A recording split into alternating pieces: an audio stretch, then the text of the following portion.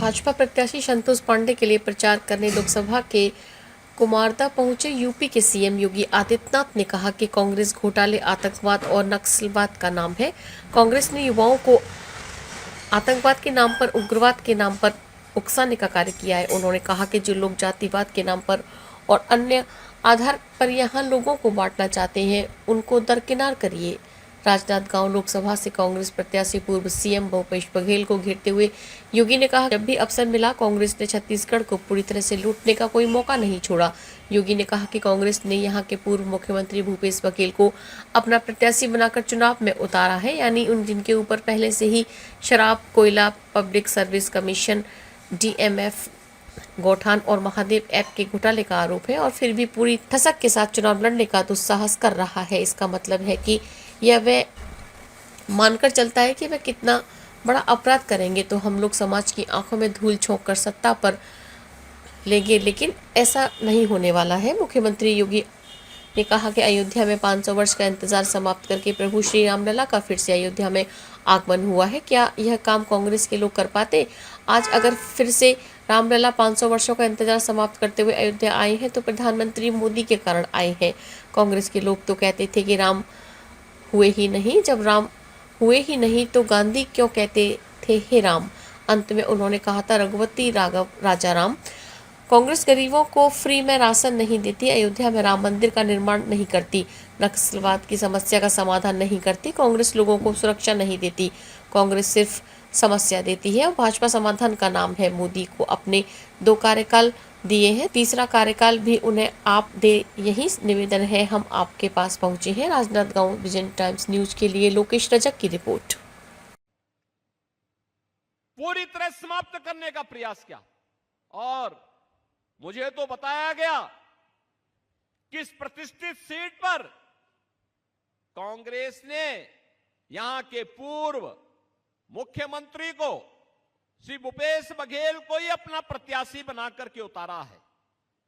यानी जिनके ऊपर पहले से ही शराब घोटाले का, कोयला घोटाले का, पब्लिक सर्विस कमीशन के घोटाले का, डीएमएफ घोटाले का, गौठान घोटाले का और महादेव ऐप के घोटाले का आरोप हो और एफआईआर भी लॉन्च हो चुकी हो और व्यक्ति पूरी ठसक के साथ चुनाव लड़ने का दुस्साहस कर रहा है, इसका मतलब वह यह मान के चलता है कि हम कितना भी बड़ा अपराध करेंगे तो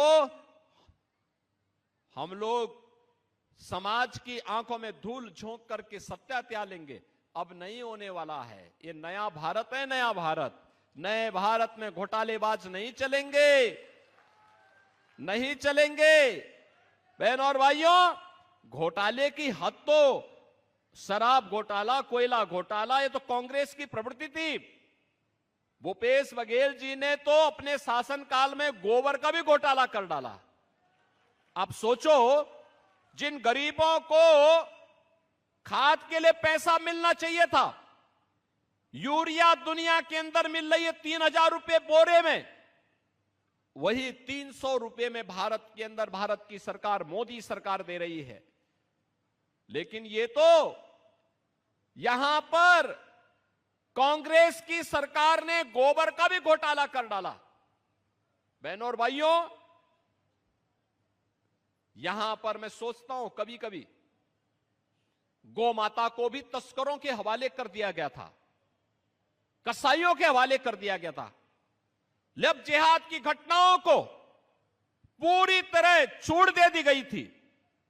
एक सामान्य भुवनेश्वर साहू के साथ किस प्रकार की घटनाएं घटित हुई थी, उसके पिता ईश्वर साहू, छत्तीसगढ़ की जनता का मैं अभिनंदन करूंगा कि उन्हें विधायक बना करके लोगों ने भुवनेश्वर साहू को सच्ची श्रद्धांजलि अर्पित की। क्योंकि भुवनेश्वर साहू की एक ही गलती थी, उसने लब जिहाद का विरोध किया था, कांग्रेस सरकार की तुष्टीकरण की नीति का विरोध किया था और उस शख्स से लड़ते लड़ते अपने आप को बलिदान कर दिया था। बहनों और भाइयों, यहां की जनता जनार्दन ने स्वर्गीय भुवनेश्वर साहू अपने स्वयं के अयोध्या से उनको बन के ले जाना पड़ा, तो उन्होंने इसी छत्तीसगढ़ की तरफ रुख किया, क्योंकि ननिहाल नजदीक था।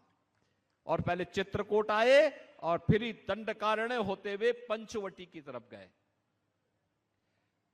और उस समय भी उनके सामने चुनौती थी, और चुनौती यही थी कि उस समय भी रावण के कुछ राक्षस उस समय इस पूरे क्षेत्र को, यहां के ऋषि मुनि और ज्ञान और आराधना में रत, उस समय की साधना में रत ऋषि मुनियों को परेशान करते थे, वहां के सभ्य समाज को प्रताड़ित करते थे।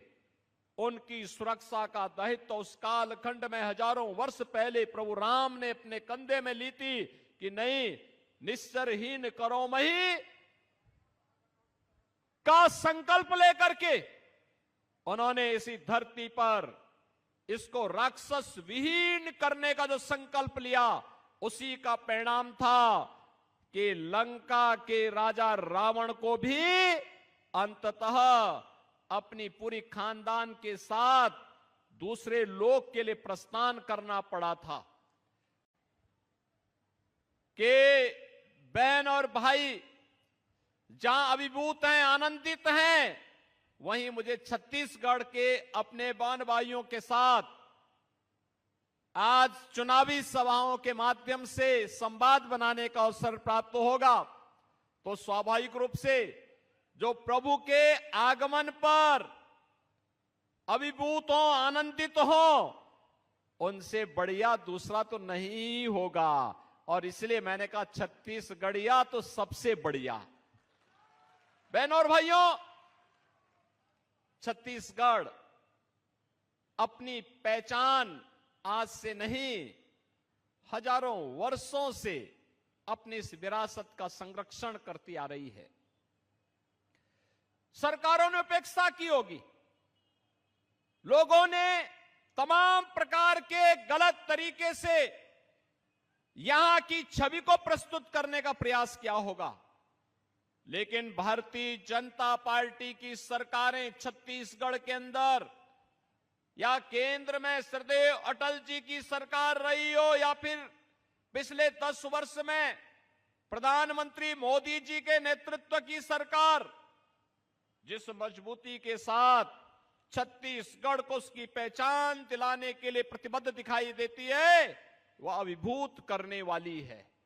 और इसलिए बहनों और भाइयों, आज हम सब आपके पास आए हैं आपसे कहने के लिए, आपने देखा होगा जो काम अयोध्या में हुआ है, प्रभु रामलला 500 वर्षों का इंतजार समाप्त करके फिर से अयोध्या में उनका आगमन हुआ है। क्या ये काम कांग्रेस के लोग कर पाते क्या?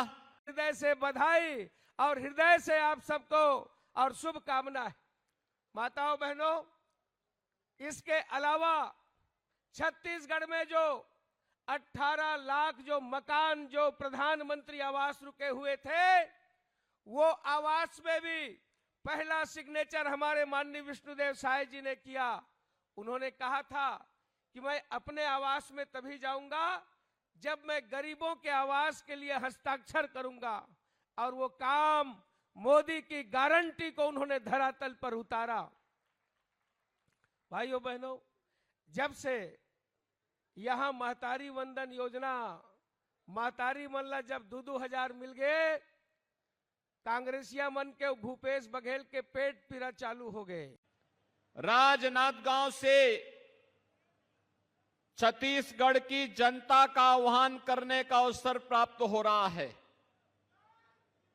बहनों और भाइयों, आज जब प्रातः में लखनऊ से रायपुर के लिए प्रस्थान कर रहा था, तो कुछ पत्रकारों ने मुझसे पूछा कि आज आप छत्तीसगढ़ जा रहे हैं, क्या कहना चाहते हैं? मैंने कहा भाई छत्तीसगढ़िया और सबसे बढ़िया।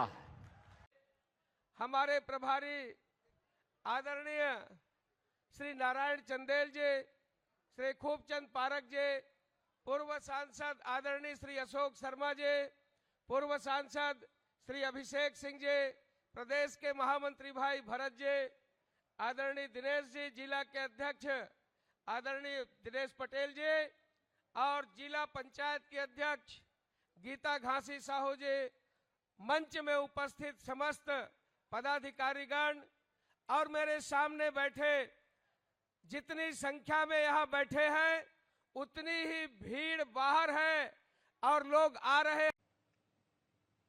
पूरी तरह समाप्त करने का प्रयास किया और मुझे तो बताया गया कि इस प्रतिष्ठित सीट पर कांग्रेस ने यहां के पूर्व मुख्यमंत्री को श्री भूपेश बघेल को ही अपना प्रत्याशी बनाकर के उतारा है।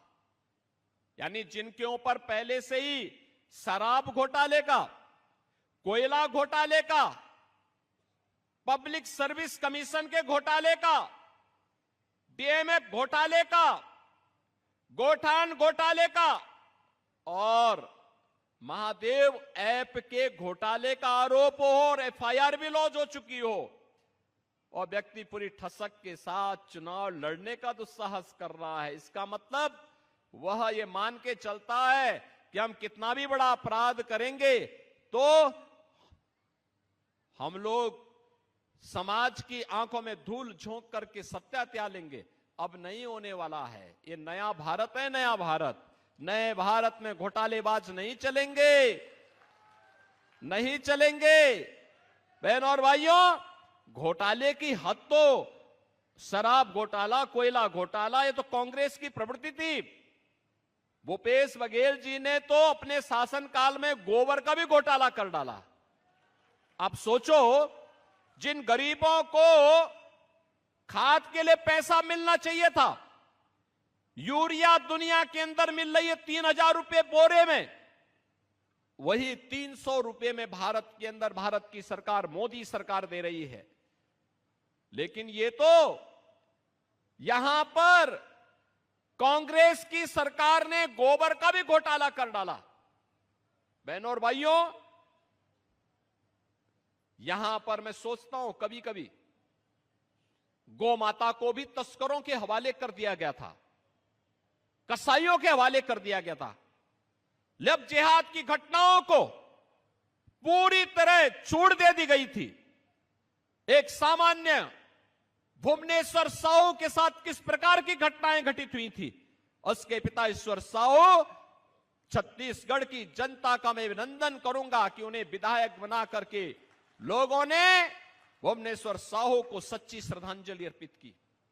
क्योंकि भुवनेश्वर साहू की एक ही गलती थी, उसने लब जिहाद का विरोध किया था, कांग्रेस सरकार की तुष्टीकरण की नीति का विरोध किया था और उस शख्स से लड़ते लड़ते अपने आप को बलिदान कर दिया था। बहनों और भाइयों, यहां की जनता जनार्दन ने स्वर्गीय भुवनेश्वर साहू